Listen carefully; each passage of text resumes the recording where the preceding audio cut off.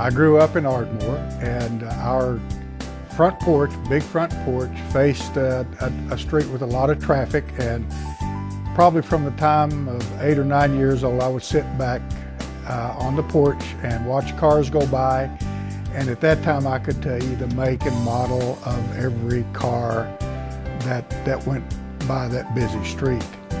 In 1954, when they were announcing the 54th Corvette, I got my dad to take me down to the Chevrolet dealership then, and lo and behold, they did have a 54 Corvette on the showroom, and I just instantly fell in love with it. A two-seater fiberglass car. I mean, how could you go wrong? Of course, here I am 10 years old. So that became my dream car, and sitting on the front porch from that point forward, I mostly just looked for Corvettes.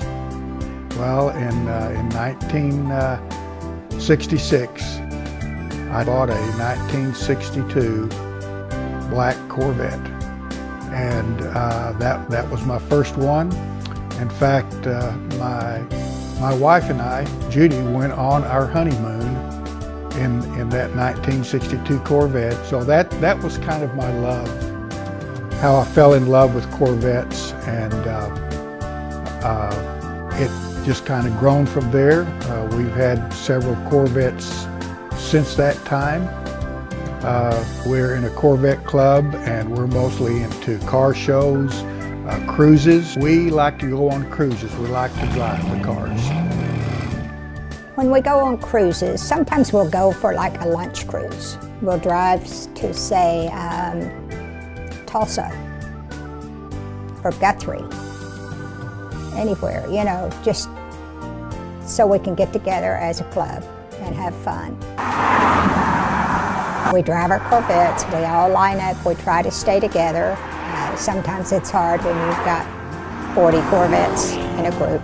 But we try to stay together as much as we can. We take the back roads. We don't like to go down the highway. We like to go Route 66 or any other back road that has this countryside so you can see.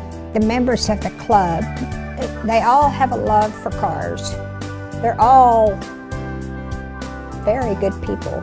They're fun to be around. They like the camaraderie that we have.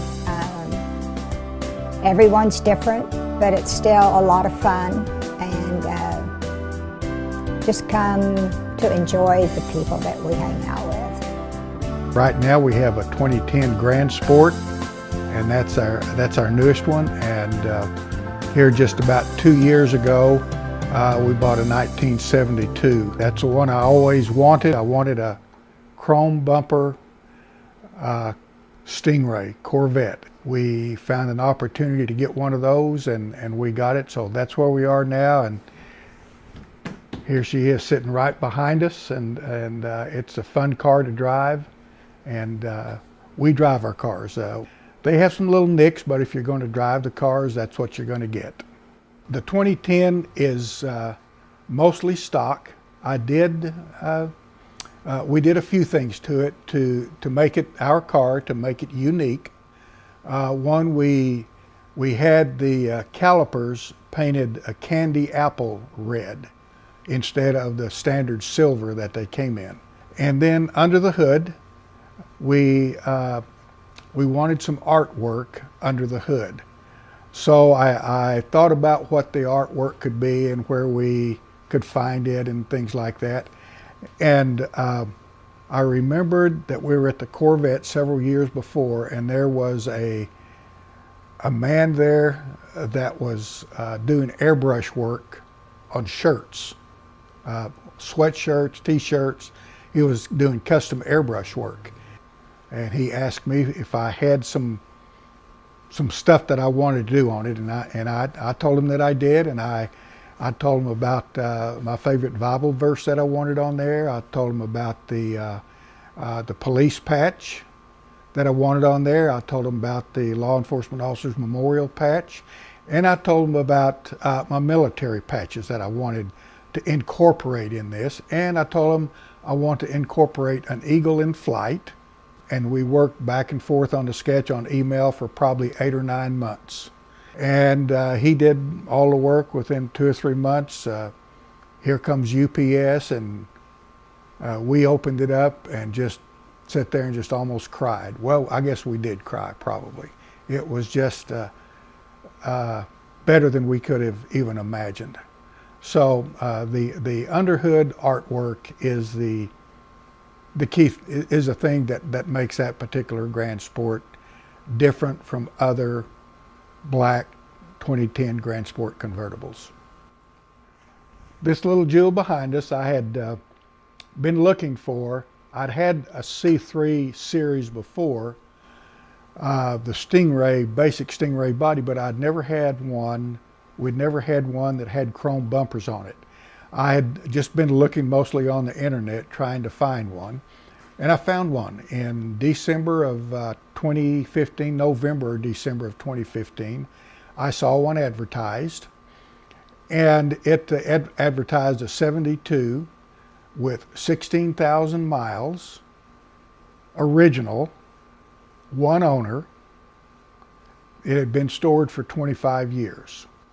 I called about it, and the area code was a 61, I think it was a 615 area code, which was in Nashville, Tennessee.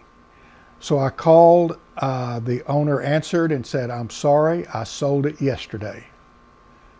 And I was just heartbroken, but I asked him about the car, I asked him a lot of questions, just like I was the buyer for it, but it just drew my interest. So I was just heartbroken, and I asked him, I said, "Can you tell me what you sold the car for?" And he told me, and my heart sank even lower. I thought, one day, and I missed out on what we had been looking for several years.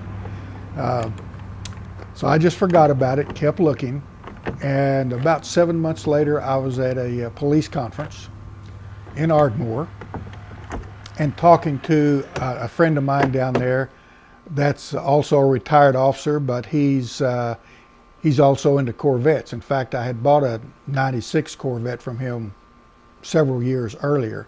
And we were talking, and I told him, I said, you know, I just missed out on the car that we've been looking for years and years. And he said, "Where is that car?" And I said, "Well, it's in Nashville, Tennessee." And he said, "I think I know where that car is, and it's still for sale." And he said, "I think it is in Stillwater because it didn't sell." And I said, "I don't think this would be the same one." And he says, "Well, there are not very many one owner 72s that have been stored for 25 years and that have 16,000 miles on them." At that time, I was convinced that this must be the same car that I had looked into months earlier. We headed to Stillwater and went to my friend's house up there that told me about the car, and we walked down to Ruth Brown's house, and she opened the garage door and pulled off a blue generic car cover, and here sits this little beauty right there.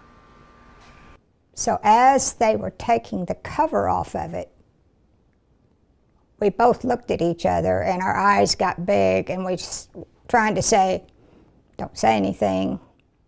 But, you know, both of us got excited. And so when he came over to me and he goes, "What do you think?" I said, "Get it."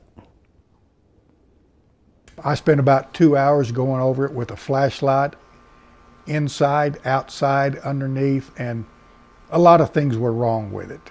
I went over and talked to my wife after that, and I said, "What do you think?" And she said, let's get it." So of course I was expecting the original price. So I told Mrs. Brown, I said, "We would like to buy this car." She said, "I'll have to get my son on the phone. It's his car, you'll have to talk to him." Okay. She got him on the phone, and I talked to him, explained who I was, and he said, yes, he remembered me calling the day after because I'd asked so many questions about it. And I said, "Okay, we would like to buy it." And he said, "Well, here's the deal." He said, "Because it didn't sell, I thought maybe I was asking too much for it. So I had it appraised, had Haggerty appraise it. They sent an appraiser over from Tulsa, and he appraised the car, and this is what he appraised it for. And I said, I can't pay that much money for that car. I said, I don't even know if it'll start. The engine might be locked up. There's going to have to be a lot of work done. And that's even if it starts. And if it doesn't start, I'm way too much money than what I can afford. I said, I just can't pay that much. And he said, well, that's what I have to have for it. And I said, I'm sorry, I can't buy it. So very disappointed. Of course, my heart just sunk to my toes. And I had to go over and tell my wife, I said, he went way up on the price and we just can't afford that. So I handed the phone back to Mrs. Brown, and Mrs. Brown went over into a corner of the garage and was having, I would call it a mother to son conversation on the telephone. And I don't know because I couldn't hear it, but I suspect that it went something like, this car's been parked in my garage for 25 years. You have someone that's willing to buy it. Get it out of my garage.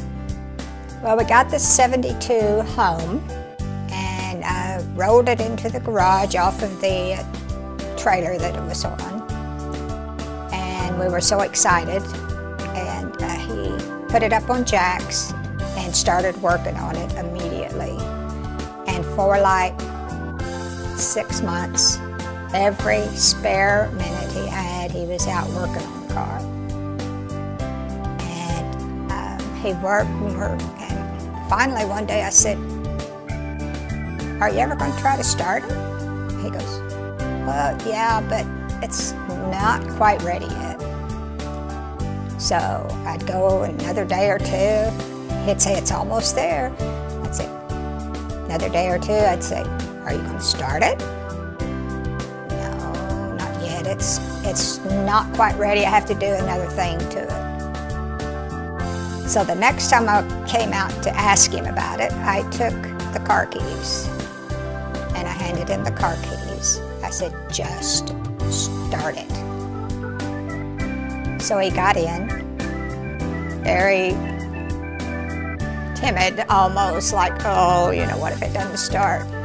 So he started it, bounced a couple of times, and then it just started running. It was just so neat. And his eyes got big, and he was yelling. I was videotaping him, and it was just the cutest video ever because he was just so excited about it. So that's how we ended up with this little car right here. I was tickled to death with this car, and these will likely be our last 2 Corvettes. I think our family knows what fun we're having with the cars now. Also with the grandchildren growing up with them. Jim would always drive them around the neighborhood when they'd come and stay with us. And then he would put a sheet over the car to keep the dust off of it. And Sydney, our oldest granddaughter, would come in and say, oh, the Corvettes are asleep. And Jim would say, yes, they are, but we can wake them up, you know. So she'd put her sunglasses on and we'd go for a ride.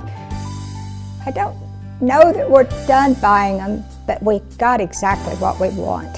And when he mentions that he would like to have another one, I just look at him as, look at everything he put in to both of these cars and the artwork that's under the hood. I said, we've got it just like we want it.